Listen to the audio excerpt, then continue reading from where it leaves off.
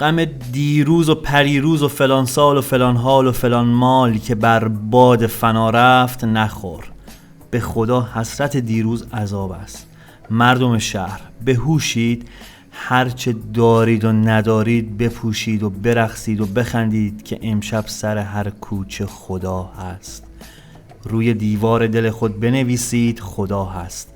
نه یک بار نه 10 بار که 100 بار به ایمان و تواضع بنویسید خدا هست و خدا هست و خدا هست.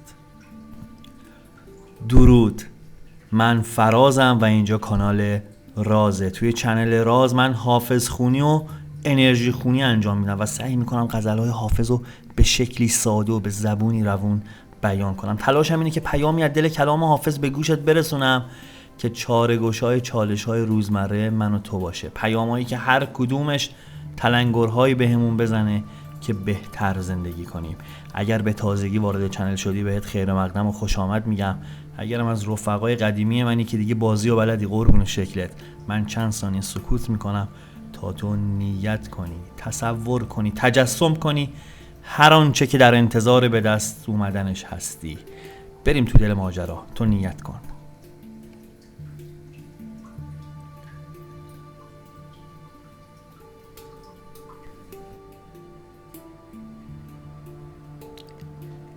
خب اگر آماده ای ببینیم امروز حافظ چجوری میخواد ما رو راهنمایی کنه و چه پیامی برامون داره.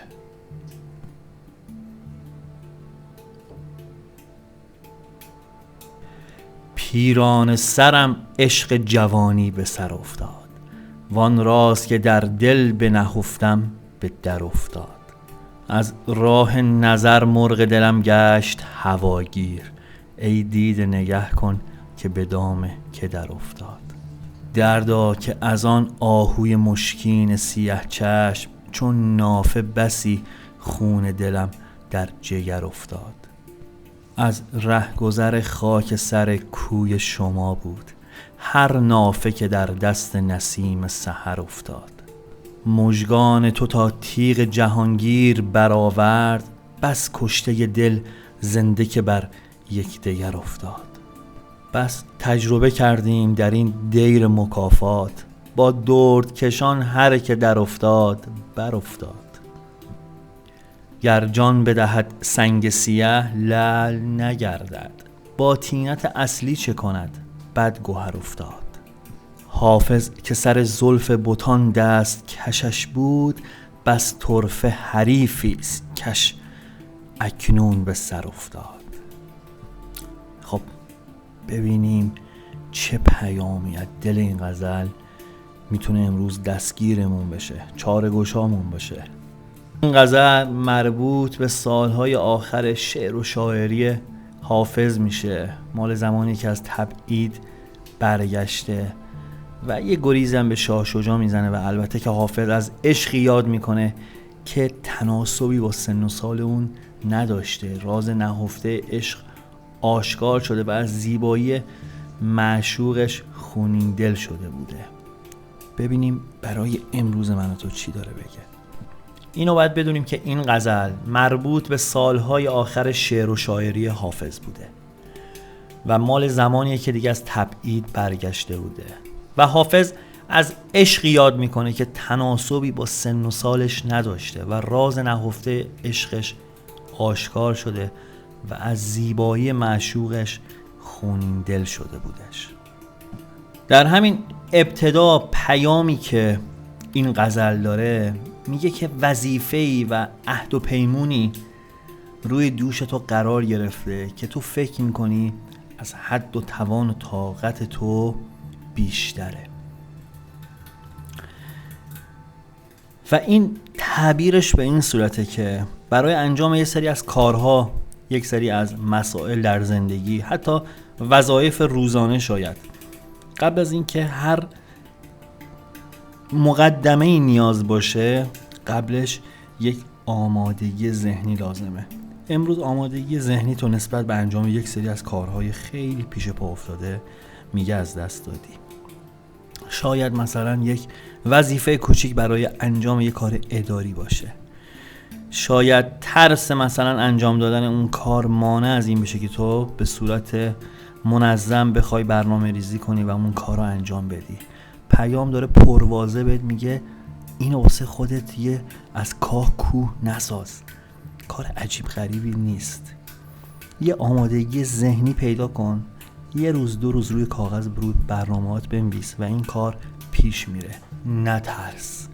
بعضی موقع من تو توی تله انتظار گیر میکنیم، فکر میکنیم که چه اتفاق بزرگی قرار رخ بده. میگه یه کمی کوشش کن، یکم تلاشتو بیشتر کن، از پس اون اتفاق برمیای، تموم میشه میره، اصلا خندت میگیره که یه روزی مثلا هفته پیش دغدغه مثلا انجام فلان کار رو داشتی، فلان پروژه رو داشتی، فلان ملاقات رو داشتی، فلان ملاقات کاری رو داشتی، بهش فکر نکن و انجامش بده. میگه که پیام اعتدال و میانه روی رو فراموش نکن.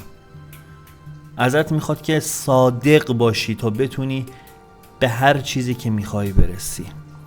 خیلی از مواقع برای همه ما پیش اومده میگیم که این موضوع رو بذار خودم پیگیری کنم، بذار اونجوری که بلدم برم جلو، بذار اونجوری که فکر میکنم از ابزاری که دارم، مثلا زرنگی، رندی یا مثلا ناصادقی، یا مثلا بذار اینجا رو کمگویی کنم. بعضی موقع دروغگویی خب با کمگویی، مثلا طرف میخوایم یه ملکی رو میخوایم بفروشیم، یه وسیله، یه ماشینی رو میخوایم بفروشیم، مثلا طرف میپرسه که آقا مثلا عیب و ایرادی نداره، تو درست دروغ نگفتی ولی خب مثلا اون چند تا عیب و ایراد نگی، این مثلا بعضی موقع با هم دیگه هم مترادف میشه. خب اینا اون ابزارهاییه که من و تو فکر میکنیم میتونیم با انجام دادنش یکم نفع بیشتری ببریم، سود بیشتری ببریم و میگیم حالا این که چیز مهمی نیستش دیگه، اینا دیگه همه دارن انجام میدن، خب منم میکنم دیگه، جامعه اینجوری شده، اینا ابزار کارمه. مثلا طرف مثلا کارش معاملات ملکیه، میگه خب اگه من بخوام تمام جوانه و صادقانه پیش بگم که اصلا دیگه قراردادی در طی روز نمیتونم ببندم. پیام داره پرواضح میگه که بابا این افکار رو بریز دور. میگه تو صادق باش. هستن کسایی که به خاطر صداقتت بخوام با تو کار کنن. درسته شاید یکم سخت باشه، مجبور باشی ببینی مثلا طرف داره با رندی یه کارشو پیش تو پیش میبره و تو نخوای از اون ابزاری که داری استفاده کنی، ولی میگه چشتو ببند، یا اینکه اصلا باهاش کار نکن، یا اگه داری کار میکنی تو مثل اون برخورد نکن، تو صادقانه برو جلو. میگه به خدا کارت پیش میره، نگران نباش.